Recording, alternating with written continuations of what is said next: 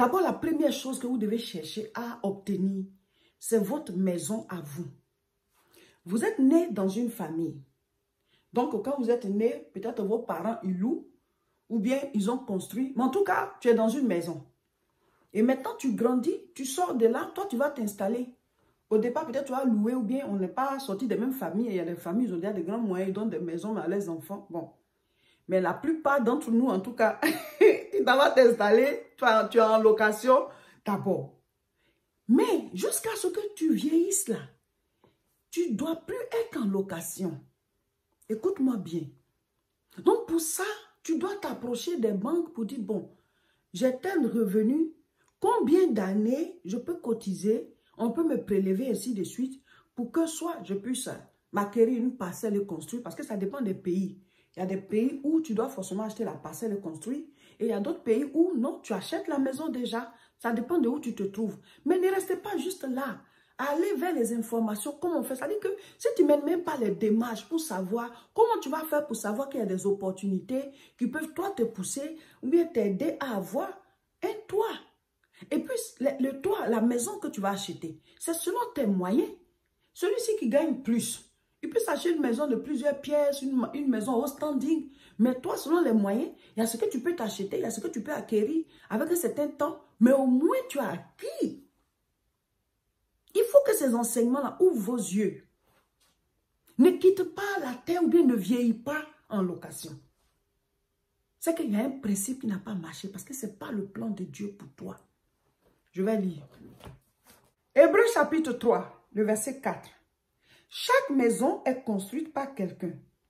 Mais celui qui a construit toutes choses, c'est Dieu. Je vous dis toujours que chaque verset biblique est une loi. Alors cette parole dit que chaque maison est construite par quelqu'un. Ça veut dire que chacun doit pouvoir construire une maison, acquérir une maison, avoir un toit en son nom. Et même si tu n'as pas eu d'autres biens, mais au moins ça, c'est la résidence de ta descendance. Pendant que je suis en train de parler, il ne faut pas que tu commences à t'accuser, tu commences à culpabiliser. Rien, c'est-à-dire, mieux vaut tard que jamais. Au moins, tu viens de prendre conscience. Rien n'est impossible à Dieu. Certains aussi, ils avaient des revenus, mais comme ça ne suffisait pas, ils ont plus mis l'accent sur l'éducation de leurs enfants. Oui, tu as bâti aussi. Tu as bâti. Donc, ne t'en veux pas. Dieu va bénir ces enfants-là. Et peut-être qu'eux aussi, un jour, ils t'achèteront une maison, ils te mettront dans des conditions, voilà, mieux que ce que tu leur as offert. Donc, quel que soit à quoi a servi tes finances, si ça a servi à bâtir quelque chose, soit de manière physique ou bien dans la vie de tes enfants, ou bien dans la vie de certaines personnes, mais tu n'as pas jeté. Mais il y a des gens, leur finance là a servi à bâtir leur maladie. Tu as tout mis dans des choses, dans des excès. Voilà. Tu as passé tout ton temps à fumer, à prendre la drogue, à boire l'alcool et tu continues encore. Malgré les années, tu n'as pas pris conscience pour dire, il faut que je sois délivré de cette chose qui avale mes finances et qui avale aussi ma santé. Certains aussi, ce n'est pas par rapport à leur santé, mais ce sont des gens qui ont dilapidé leurs fonds, qui ont eu des opportunités et qui, voilà, n'ont rien réalisé. Ce sont des gens qui ont dilapidé leurs fonds, qui ont vécu au-dessus de leurs moyens et aujourd'hui ils regrettent. Mais je te dis, il n'est jamais trop tard pour bien faire. Peut-être que tu ne vas pas réaliser comme si tu avais commencé tôt, mais au moins maintenant où tu es tombé sur l'enseignement, si tu prends conscience, Dieu va toujours te donner la force parce que un jour de faveur dépasse les années de labeur. Dieu peut rattraper en un temps record tous les efforts que tu as faits. Ça s'est passé avec Pierre. Pierre a pêché toute la nuit. Mais en une seule pêche, là, il a rattrapé peut-être même une année de pêche. Dieu est comme ça. C'est un Dieu de rattrapage. Mais je veux par cet enseignement déjà vous faire prendre conscience que vous devez travailler à bâtir. Vous devez travailler à construire, à acheter vos maisons. C'est-à-dire, ça dépend où tu es. Si c'est on achète, tu achètes. Et il y a des prêts. Vous dites, bon, chaque mois, on me coupe ceci, mais sur tel nombre d'années, j'aurai acquis cette maison. Si où tu es, on n'achète pas, on construit. Tu achètes ta parcelle. Souvent, les gens se disent, ah, mais ici, là, les parcelles coûtent cher. Mais va acheter là où les parcelles coûtent moins cher, même si c'est encore en brousse. Mais achète là-bas. Au moins, tu as ta parcelle. Les années vont passer. La ville va te trouver là-bas. La ville va te trouver là-bas. Mais c'est selon tes moyens. Comme on dit en Afrique, là. C'est là où ta main arrive, c'est là que tu accroches ta serviette. Là où ta main arrive, c'est là que tu accroches ta serviette. Donc, mes frères, mes soeurs, je veux par cet enseignement vous encourager à avoir des biens. Le premier bien, c'est d'abord où tu vis. Ne vieillis pas en location. Ne vieillis pas en location. Alléluia. Maintenant, si tu as fini d'acquérir ta maison, tu peux aussi chercher à réaliser des choses qui vont rester et qui seront des héritages pour tes descendants. Vous comprenez? Il y a des gens qui ont des grands moyens, mais ils ne cherchent pas à diriger ça, à rediriger tout ce qui vient vers eux pour pouvoir bâtir, réaliser. En plus de la maison où vous vivez, vous pouvez avoir d'autres biens immobiliers que vous mettez en location qui vont faire que vous serez à l'abri du besoin quand vous serez vieux. Et après, vous aussi, ça peut aider votre descendance. Donc, quand tu n'auras plus de revenus, tu as au moins un toit où tu dors sans payer parce que tu es le propriétaire. Et puis maintenant, tu as d'autres locations, d'autres biens immobiliers qui sont en location où voilà, tu vas vivre des loyers que les gens vont payer. Pensez votre vie, pensez à demain. Ne t'en veux pas si tu n'as pas de grands revenus, Dieu sait. Mais restez connecté à lui et appliquez les lois de la finance selon la parole de Dieu. On vous a déjà tout enseigné et restez connecté au Seigneur. Il va vous ouvrir des portes. Il y a des gens qui ont acquis des choses qui étaient au-dessus de leurs moyens. Ils n'ont pas volé, mais Dieu a ouvert la porte. Dieu a ouvert la porte. Donc, rien n'est impossible au Seigneur. Mais ceux qui peuvent réaliser et qui se donnent une vie au-dessus des moyens, qui vivent selon le matu vu, qui achètent des choses chères, alors que les habits, on ne peut pas donner ça en héritage. Les chaussures, les quoi, on ne peut pas donner en héritage. Parce que quand le temps passe là, la chose n'est plus à la mode. Et même si c'est toujours à la mode, bon, la personne à qui tu as donné, peut-être c'est pas la même taille, ou alors c'est déjà gâté. Donc, tu ne peux pas investir tout dans le vestimentaire, investir tout dans la nourriture, investir tout dans des chaussures, des sacs à main, des choses chères. Et puis maintenant, après, voilà, tu n'as pas pu réaliser quelque chose de durable. Mes frères, mes soeurs, on parle de bâtir. Cette année-là, regardez votre vie en face et bâtissez dans tous ces domaines qu'on a cités. Donc, mes frères, mes soeurs, cette vidéo, c'est pour vous dire que vous devez avoir des biens. Certains se disent, bon, comme je n'ai pas de grands revenus, je n'ai pas un grand salaire, donc ils ne se projettent même pas parmi ceux qui vont avoir des biens dans leur vie. Mais tout commence par la vision. La vision, c'est la vue de ton esprit. La vue, c'est ce que tes yeux voient. Mais la vision, c'est dans tes pensées là-bas ce que tu vois, ce que ton esprit voit. Je vous donne un exemple. Quand tu es assis comme ça, puis tu commences à démarrer une voiture, ou bien quand tu es même assis dans une voiture, que tu es en train d'aller dans une ville, tu es en train d'aller quelque part. Au moment où vous démarrez là, vous tous, vous avez en tête la destination. Vous voyez déjà où vous êtes en train de partir, voilà la ville là, ou bien le lieu où vous partez, ou bien la maison où vous allez descendre. C'est déjà sous vos yeux. Ça, dans votre esprit là-bas, vous voyez ça. Mais en réalité, quand tu ouvres tes yeux, tu es encore ici. Vous comprenez? C'est ça la vision. Aussi, quand on veut construire une maison, tu viens, tu trouves le terrain nu. Mais tu as le plan sous les yeux et dans ta pensée, tu vois déjà la maison. Donc, tu as la vision de la maison. Mais sur le champ là, sur le terrain, il n'y a rien. Tu vas travailler à ce que tu vois dans tes pensées s'installe sur le terrain nu que tu as. Donc, c'est ça bâtir. Mais certains ne se projettent même pas. Ils n'ont même pas la vision. Ils ne se disent même pas qu'ils doivent acquérir des biens, qu'ils doivent avoir des réalisations. Ils ne se mettent même pas dans ce lot. Mais tu ne peux pas avoir ce à quoi tu n'as pas aspiré. C'est pour ça que Dieu a dit à Abraham, lève les yeux. Arrête de rester concentré sur un seul enfant que tu n'as pas. Moi, je vais te donner des multitudes. Je vais faire de toi des nations. Donc, lèvons les yeux. Alors, certains comptent sur les salaires. Ils se disent, bon, vu le salaire que j'ai, avec toutes les charges, moi, comment je vais faire pour acquérir? Je ne peux jamais avoir de maison à mon propre nom. Je ne peux jamais avoir des parcelles. Je ne peux pas réaliser quelque chose. Donc, pour eux, ils sont pas dans le lot de ceux qui peuvent réaliser. Ça veut dire que tu comptes sur tes propres moyens. La Bible dit, c'est la bénédiction de l'Éternel qui enrichit. Donc, tu dois marcher selon les principes de la parole qui font que la bénédiction de l'Éternel sera déclenchée dans ta vie. C'est parce que tu es chrétien et tu gères tes finances selon le monde. Donc, tu ne déclenches pas le surnaturel dans tes finances. La Bible dit de circoncis tout ce qui est en nous. Avant, c'était la circoncision dans la chair. Maintenant, c'est la circoncision de manière spirituelle. Nos cœurs doivent être circoncis. On enlève tout ce qui n'est pas de Dieu. Notre temps doit être circoncis. Il y a un temps où on doit prier. Tu ne peux pas passer toute la nuit à dormir sans te lever pour prier. Tu ne peux pas passer toute une journée sans prier. Ton temps est circoncis. Ton temps où tu manges là, il doit être circoncis. Il y a des temps où tu jeûnes. De la même manière, tes finances doivent être circoncis. Nous sommes un peuple circoncis. C'est la marque de notre alliance. Donc, tout ce qui est à toi, tu dois prélever la part du Seigneur. Lui d'abord. C'est ça l'alliance qui déclenche le surnaturel. Si tu ne veux pas rentrer dans cette alliance, le surnaturel n'est pas déclenché dans ta vie. Non, tu ne vis que de tes moyens. Je ne dis pas que tu vas voler, mais c'est la bénédiction de l'Éternel qui enrichit. C'est le surnaturel qui est déclenché. Ça veut dire quoi? Quand on dit que c'est la bénédiction de l'Éternel qui enrichit, ça veut dire que tu as fait confiance à Dieu pour prélever sa part chaque fois que tu as des entrées. Pour dire, Seigneur, ce qui reste là, tu sais que ça ne peut pas non seulement prendre en charge tout ce qui est là et aussi m'amener à réaliser. Mais je compte sur toi. Si tu restes connecté à lui, les portes vont s'ouvrir. Je te dis, Dieu, il veille sur sa parole pour accomplir.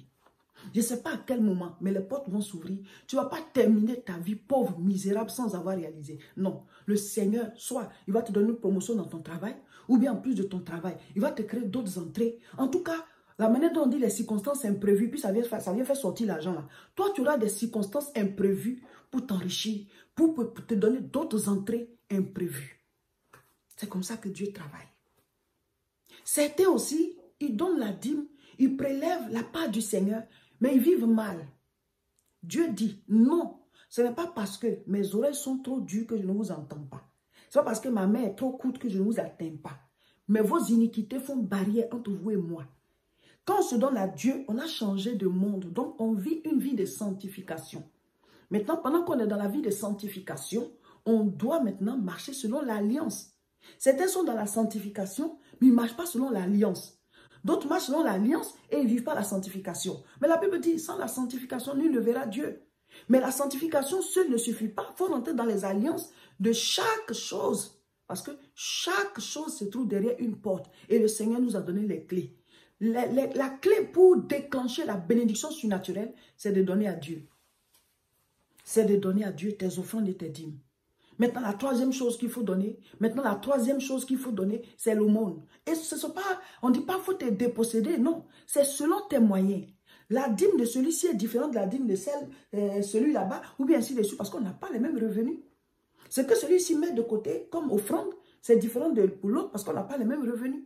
Dieu connaît ton poids financier. Ce que celui-ci ou celle-ci met de côté pour faire du bien aux autres, les nécessiteux, c'est ça qu'on appelle l'aumône. L'aumône que celui-ci met de côté et ce que celle-là met de côté, ce n'est pas le même montant parce qu'on n'a pas les mêmes revenus. Donc, c'est à toi de gérer. Ça, c'est pour ceci, ça, c'est pour cela, ça, c'est pour ceci. Et maintenant, il y a tes charges à toi. Alléluia. Mais quand tu as prélevé la part du Seigneur, mon frère, ma soeur, ce que j'entends de vous dire là, ce n'est pas des lois que nous, on crée et on dépose sur vos têtes. Nous-mêmes, en tant que pasteur, on applique ça. Et je vous dis, ça marche. Et moi, j'ai été fonctionnaire pendant 13 ans. J'ai été institutrice pendant 13 ans. Je vous dis, la dîme, ça marche. La dîme, ça marche. Mes frères, mes soeurs, de manière surnaturelle, les portes s'ouvrent. Moi, j'étais institutrice, mais je n'avais pas la vie d'une institutrice. Pendant ce temps, nous, on n'était pas des pasteurs connus. C'est maintenant que vous nous connaissez. On n'était pas des pasteurs connus. Le ministère n'était pas grand. Mais j'avais pas, je ne dis pas que les instituteurs n'ont pas les moyens, hein, mais mon niveau de vie dépassait mon salaire. Ce n'est pas que je volais aussi, mais je t'ai béni. Je dis, la dîme, ça ouvre les portes de manière surnaturelle. C'est une alliance. Mais pendant que tu donnes ta dîme, il faut vivre dans la sanctification. Voilà. Dans les dîmes, c'est pas béni. Mais toi, tu vis mal, tu sais. Alléluia.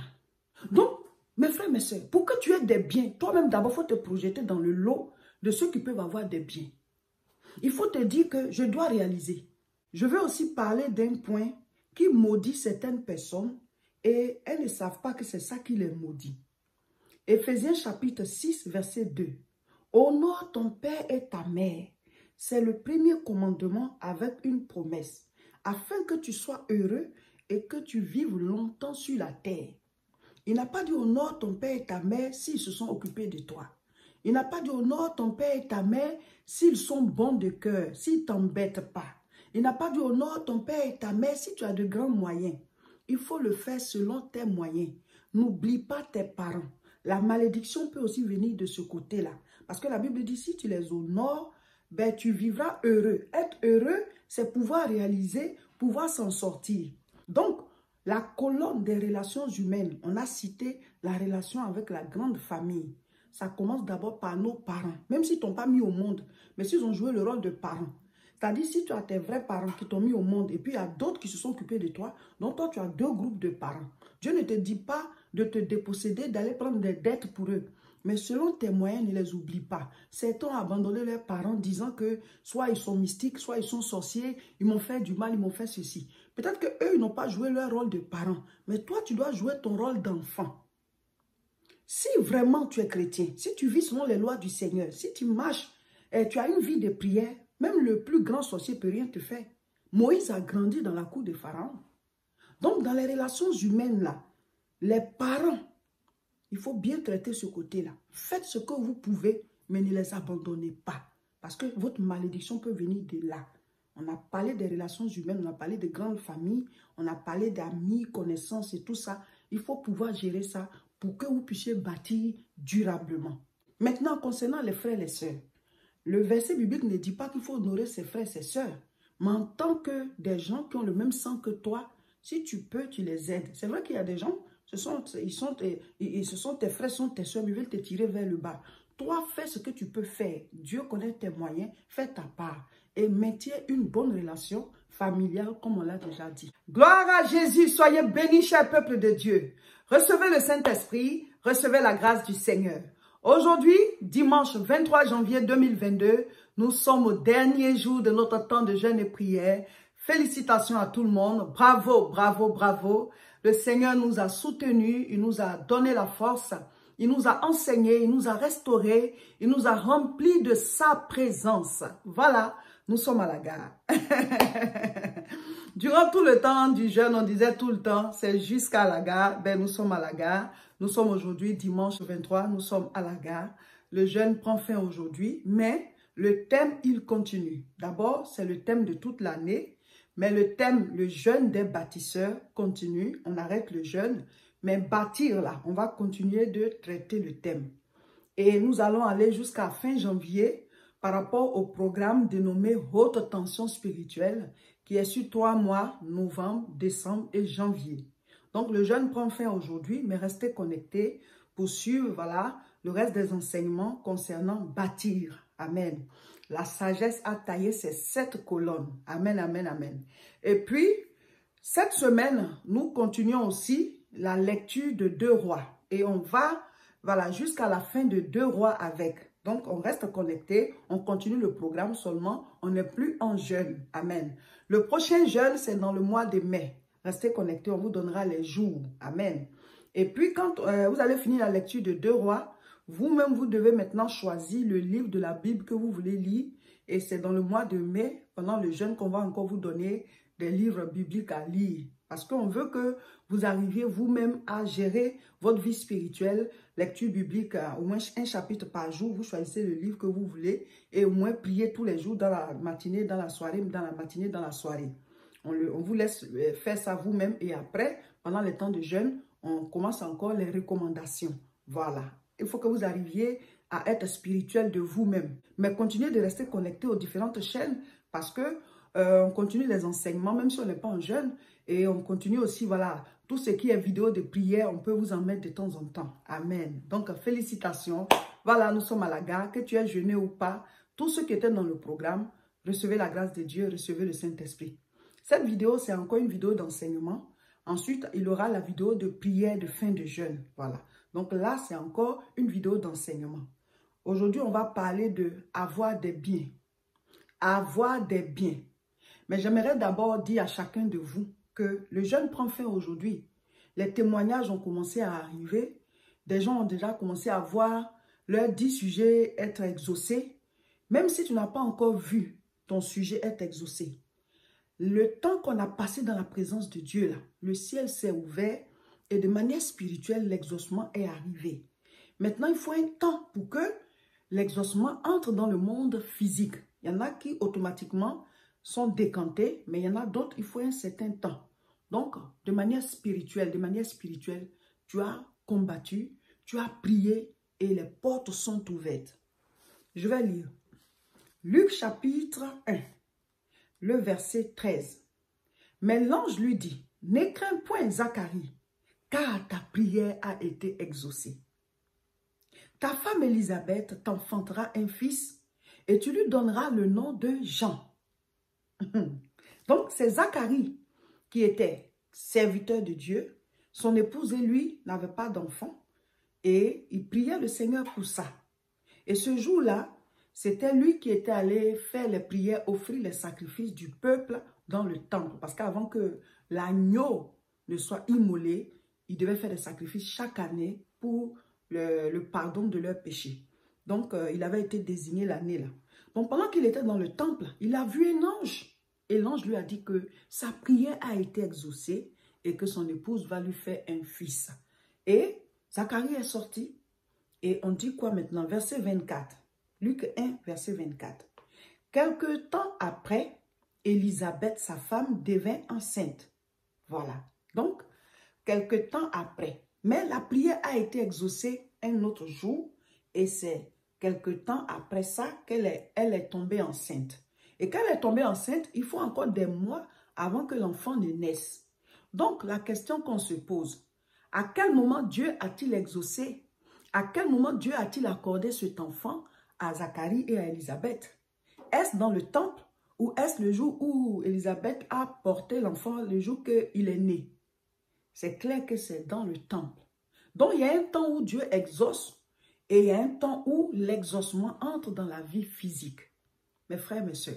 Donc, le Seigneur nous a bénis. Il a ouvert les portes. Il a brisé des jougs. Il a annulé des choses qui étaient peut-être programmées dans le monde spirituel. Ce jeune-là, il nous a fait du bien dès le début de l'année. Donc, on a consacré comme ça l'année au Seigneur. Il faut rester spirituel durant toute l'année.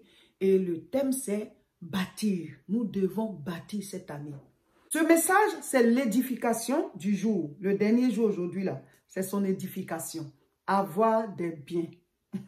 Mais après ça, on va vous mettre une vidéo de bénédiction de fin de jeûne. Je vais terminer cette vidéo par les 7 colonnes de la sagesse. Mon époux et moi, on a élaboré, selon la direction du Saint-Esprit et selon les enseignements qu'on a donnés durant tout le jeûne de 21 jours, voilà, on a élaboré les 7 colonnes, voilà, que nous devons tailler dans la sagesse par rapport à notre vie. Amen. Donc, la première colonne, je lis, parce qu'on vous a déjà donné, il faut avoir la fiche là. Comme ça, tout au long de l'année, même quand le jeûne est fini, vous maintenez la fiche et vous lisez chaque fois pour voir est-ce que vous êtes en train de bâtir dans chaque domaine. Ce sont les 7 colonnes de la sagesse. Proverbe chapitre 9, verset 1. La première colonne, bâtir sa relation avec Dieu. Alors, notre salut, ça c'est prioritaire. Sinon, si tu quittes la terre sans le salut, c'est foutu. Hein? Ce qu'on bâtit en nous pour Dieu, notre édification spirituelle, et ce qu'on bâtit dehors pour Dieu, c'est-à-dire les actes qu'on pose pour l'œuvre de Dieu. Tout soutien qu'on peut apporter à l'œuvre et aux hommes au nom de Dieu. L'aumône qu'on fait, c'est au nom de Dieu qu'on le fait. On aide les nécessiteux selon nos moyens. Et les dîmes, les offrandes et tout ça, ça fait partie de notre relation avec Dieu, les rôles qu'on peut jouer pour le salut des âmes, tout ça, c'est regroupé ici. Donc ça, c'est prioritaire, c'est la première chose qu'il faut bâtir. La deuxième chose à bâtir, c'est bâtir sa santé. Et oui, si tu n'es pas en bonne santé, tu ne peux plus rien faire. Hein? Voilà. Et on a besoin de vigueur pour vivre longtemps. Donc, bâtir sa santé, ce qu'on mange, ce qu'on boit et la pratique de sport. Souvent, on a la paresse ou alors on est tellement occupé, mais il faut trouver un temps. Nous ne devons pas être sédentaires, c'est-à-dire assis tout le temps, mais il faut bouger, il faut être en mouvement. Comme ça, tu entretiens ta santé. Hygiène de vie, ce qu'on mange là, faisons attention à ça. Il y a quelqu'un qui a dit que dans le ventre, on ne voit pas là-bas. Donc, c'est ce qu'on met dans le ventre qu'on doit bien regarder. Voilà. Et puis, priez pour sa santé. Priez pour votre santé et pour la santé de votre famille. Pour ne pas que, malgré vos efforts, il y ait des choses spirituelles qui attaquent votre santé. Parce que la maladie peut venir de manière spirituelle aussi. Donc, On est déjà couvert du sang de Jésus, mais il est important de prier. Troisième colonne à bâtir, bâtis la vie de sa petite famille. Si tu n'es pas encore marié, bâtis ta future vie de couple en prière. Bâtis une vie conjugale sur la parole de Dieu. Et tes enfants, tes futurs enfants et tes enfants, si tu en as déjà, il faut prier beaucoup pour eux et il faut leur enseigner la parole de Dieu. Il faut les éduquer, il faut les aider à être des enfants qui réussissent sur cette terre. Bâtis la vie de ces enfants par rapport à leurs études, leurs talents, leurs compétences. Tu es papa, tu es maman. Cette responsabilité, c'est Dieu qui te l'a donnée. Tu dois la jouer, tu dois être à la hauteur pour que ces enfants-là deviennent, ils aient toutes les chances pour s'en sortir. La quatrième colonne, c'est se bâtir un caractère et un comportement. Ça, on en a beaucoup parlé. La vie est dure. Il faut avoir un caractère comme David, prêt à affronter. Voilà, même si ça ne va pas, tu vois, peut-être être dans l'échec, mais il faut toujours se relever, il faut toujours rebondir. Voilà. Et le comportement, c'est la manière dont on se comporte avec les autres. Il faut pouvoir supporter certaines personnes parce que Dieu les envoie pour bâtir avec toi. Et ils viennent avec leur caractère. Si tu ne peux pas les supporter, ben, tu ne bâtiras pas. Donc, il faut se bâtir un bon comportement pour avoir de bonnes relations humaines avec sa grande famille. Parce qu'on a déjà parlé de la petite famille, mais il y a aussi la grande famille. Il faut avoir de bonnes relations humaines avec les membres de sa famille. Voilà. Il y a des gens avec qui, tu peux ne pas t'entendre, mais maintiens la paix. Parce que dans la famille, ce n'est pas avec tout le monde, on est amis. Ça, Dieu le sait. Voilà.